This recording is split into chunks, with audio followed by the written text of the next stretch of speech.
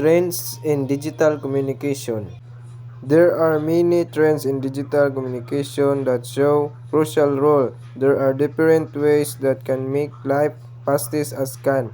Mobile communication apps are growing trends because they are make easier, faster and cheaper to stay connected with others. Whether for personal, school, or work-related communication. Now let me share to everyone the example of digital and trends in communication.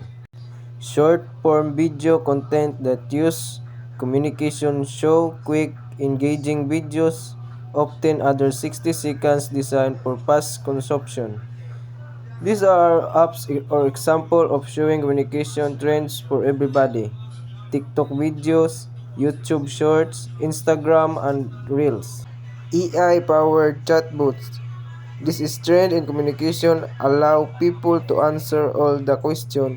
It automotive virtual assistant that use AI to simulate human conversation. For example, customer support bots or website, virtual assistant like ChatGPT, banking bots answering on mobile apps. Next is number 3, imperial content, a post that disappear after a short time, usually 24 hours. For example, Instagram stories, Snapchat snap, Facebook stories.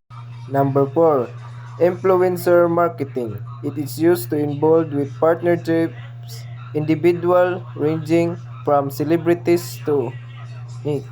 For example, a beautiful influencer promoting makeup on YouTube, a fitness coach sharing workouts on Instagram Reels.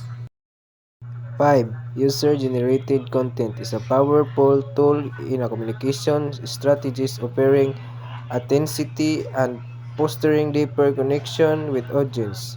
Example, customer review on Amazon, fans creating memes or videos about a product.